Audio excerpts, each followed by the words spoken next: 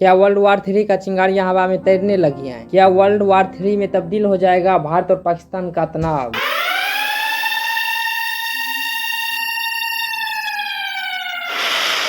पाकिस्तान ने अपने हरकतों से बाज नहीं आ रहे हैं। इन पाकिस्तानियों को समझ में नहीं आ रहा है कि हम किसे उंगली कर रहे हैं। उंगली करना क्या होता है इसको ऑपरेशन सिंदूर से पता नहीं चला। इसको अब हाई पावर का मेडिसिन देना पड़ेगा। बाप के सामने ये लोग अपने आप को शक्तिशाली बताने की कोशिश कर रहे हैं। वो तो पूरा दुनिया जानता है। ये भिखारी जो है ना, अपने हरकत से बाज नहीं आ रहे हैं। पाकिस्तान ने कल रात 7 और 8 मई के रात हमारे देश के बॉर्डर से सटे कई शहरों में ड्रोन और मिसाइल से हमला करने की कोशिश की, लेकिन हमारे जाबाजों ने इन सभी हमलों को नाकाम कर दिया और सभी को हवा में ही मार गिराया। हमारे S-400 ने पाकिस्तान के F-16 और F-17 को जमीन पर आने भी नहीं दिया, हवा में ही नष्ट कर दिया। पाकिस्तान ने F-16 और F-17 ये जो मिसाइल हैं वो चाइनीज हैं और वो चाइना से लिए हैं। आप सभी को पता है चाइनीज सामान कैसा होता है। भारत के कई शहरों में ये हमला कल रात के करीब 9 बजे किया गया, जिसके कारण कई शहरों में ब्लैकआउट किया गया और IPL मैच चल रहे थे धर्मशाला के मैदान में, उसको भी फ्लड लाइट बंद करना पड़ा। मतलब मैदान का जो फ्लड लाइट होता है उसको बंद करना पड़ा,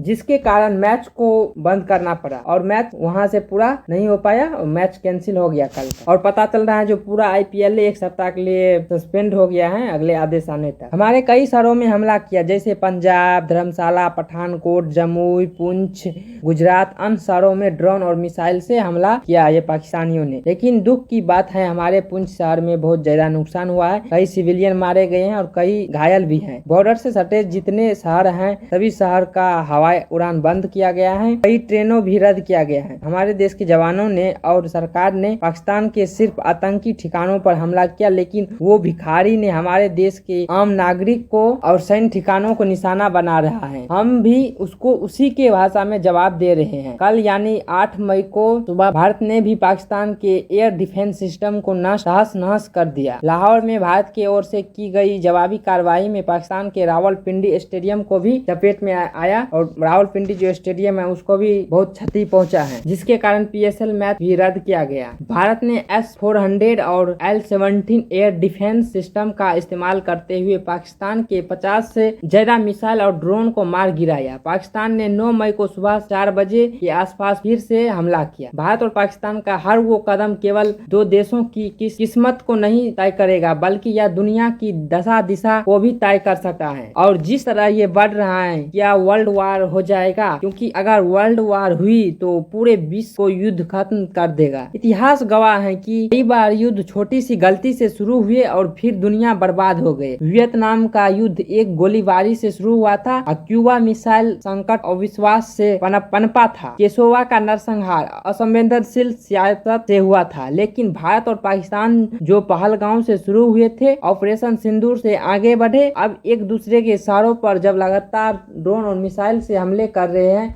और जो परमाणु शक्तियों से लैस है दोनों देश, या वो दुनिया की तीसरे विश्व युद्ध में धकेल रहे हैं।